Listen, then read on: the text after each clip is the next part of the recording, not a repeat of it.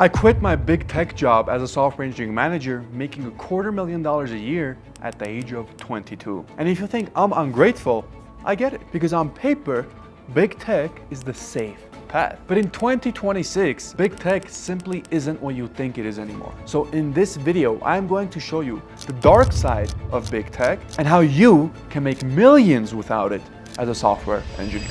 But first, you need a little bit of context, because I was never some anti-job guy. In fact, my dream was the 9-to-5.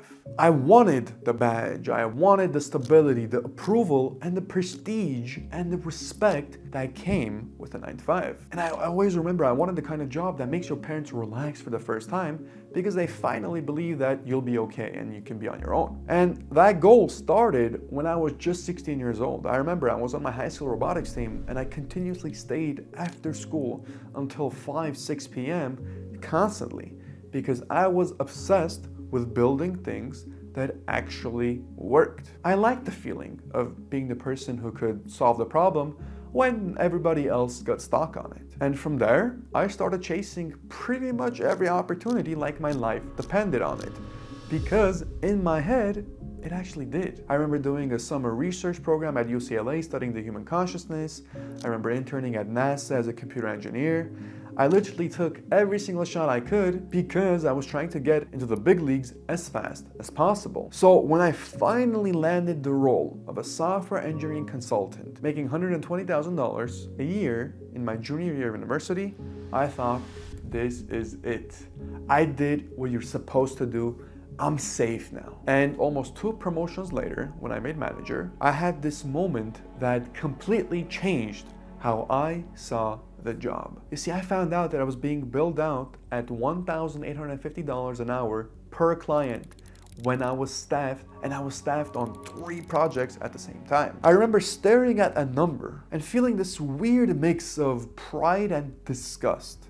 Pride because I thought, wow, my work is actually very valuable.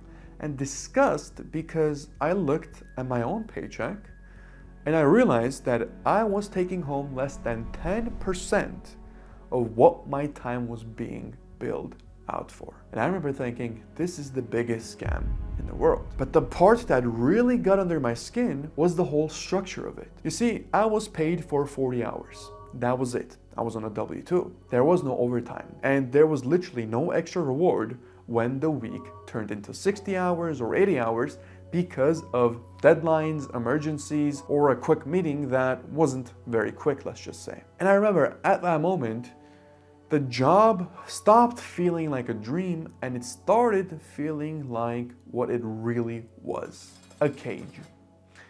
And look, I understand. Companies are allowed to make a profit. I'm not arguing with that. I am in a capitalistic country. And I'm not shocked that a company is, guess what, good at being a company.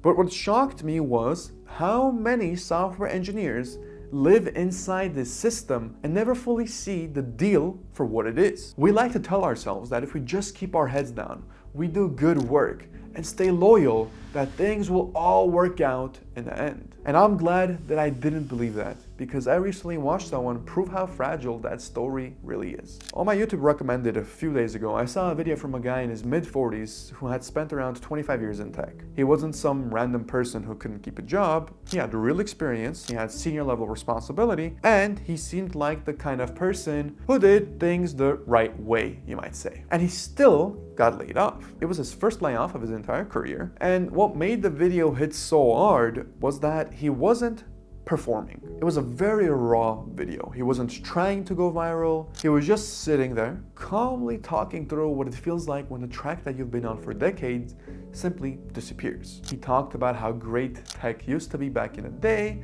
that the money is good and that the people can be incredible and all these things, and you get to work on interesting projects. But then he said the quiet part out loud. After years, he started to feel like what he was building did not really matter in a grand scheme of things. It started to feel like the same exact problems being solved over and over again without making the world better in any meaningful way. Then he talked about his kids. He said that there were years where he had maybe an hour a night with them. 1 hour to hang out, read, tuck them in, and then he was back to work. And I remember that sentence when I heard it specifically messed with me, because for me, time with my family isn't like money. I can't just earn it back later. I value it significantly.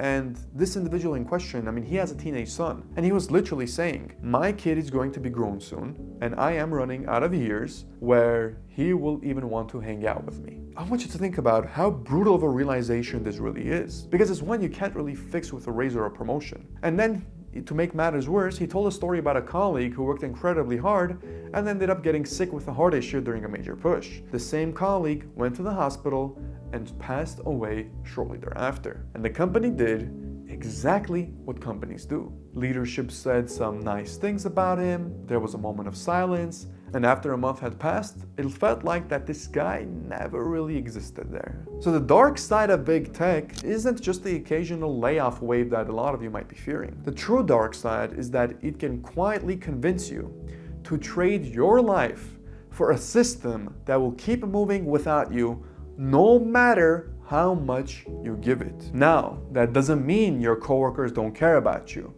Most of them probably do. But it does mean that the machine is built to keep moving.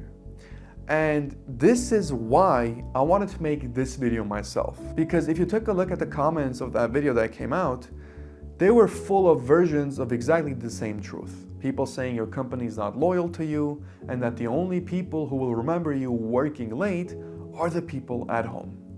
And I don't want you guys going through this. If somebody makes a mistake, it's always better to learn from their mistake. So when people ask me, why would you quit a job like that? This is the real answer, so that I don't have to go through that. And I'm glad I didn't. I'm glad I found the answer a long time ago. I didn't want my future to be decided by somebody else's spreadsheet. I didn't want to be the person who wakes up at 45 with money in the bank and realizes that the best years of my life were spent in meaningless meetings, fixing problems I couldn't give less of a shit about, while the people that I love got whatever was left for me at the end of the day. And I also didn't want to keep playing a game where my time is sold for an insane amount of money, but my life still feels like it belongs to somebody else. So I chose the harder path of entrepreneurship earlier. And I'm not going to romanticize it, because the early stage is most definitely not glamorous.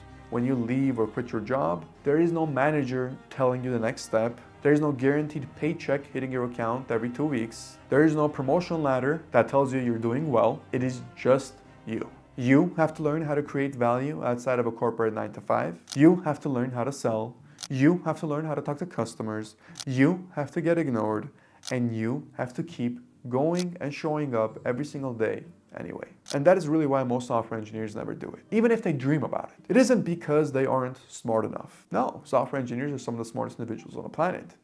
But it's because it requires you and it forces you to trade comfort for control. But here's the thing that I want to get across. Comfort is not the same as safety, and you shouldn't think that it is. Right now, stability is getting weaker across the entire tech industry. Companies are under pressure, offshoring keeps expanding, and AI keeps making implementation cheaper and faster. That doesn't mean that you're doomed, but it does mean that the old strategy of, oh, I'm just gonna get a good job and I'm gonna be really good at it and I'll be fine, it's not something that you should bet your entire life on. So what should you do about it? Do you go ahead and quit tomorrow? No, you do not quit tomorrow out of emotion. If I were you, I would do 4 very specific things. Number 1, I would lower my burn rate, meaning I would try to spend less money to live. If you make a lot of money, but you still feel trapped in the golden handcuffs, that is not actual freedom. If you're still living paycheck to paycheck, figure out how you can limit that, at least a little bit. Second, I would build a runway. I would save up months of expenses and have enough runway that I can calmly make decisions instead of making them from a state of panic. Now, you might argue and say, well, sometimes you have to burn the boats to make progress. And yes, there's a time and a place for that.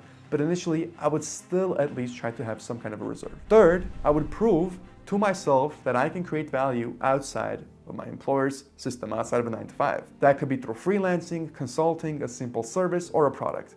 I do not care what it is. I just want you specifically to get proof that somebody will pay you because you solved a real problem. And 4, I would move toward leverage. In a world where AI can write code And in a world where offshoring can ship tickets and it's only going to get worse, the safest place is not being the fastest or the best coder anymore. The safest place is now being close to the outcomes themselves. It is understanding what actually matters to a business and being able to deliver results that people will actually pay for. So if you want a simple way to pressure test this, you need to ask yourself a few questions. Ask yourself, if nothing changes, will you be proud of where you are in 10 years? If you get laid off tomorrow, what would you do exactly?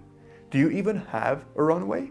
Do you have other options? Do you have anything, and I mean anything, growing outside your job that could become an escape hatch if you needed it? If the answer is no, that's not necessarily a reason to panic, but it is most definitely a reason for you to start. Because once again, the future is unwritten, and you can either wait until life forces a change, or you can be a little pragmatic and you can build choices while you are still in a good enough position to do so. Now, if you want me to show you exactly how I made the transition from employee to seven-figure founder, I'm hosting a free masterclass where I break it down step by step. I will walk you through how I built my runway, what I sold first, how I got my first customers, how I priced the service and the product I was selling, and how I finally made the jump without turning it into a reckless gamble. It's completely free, and you can sign up with the link in the description below. So if you're serious about building your own escape hatch, go grab a spot, because I'm going to keep it practical and I am going to show you what actually worked. Thank you so much for watching, and as always, have a good one.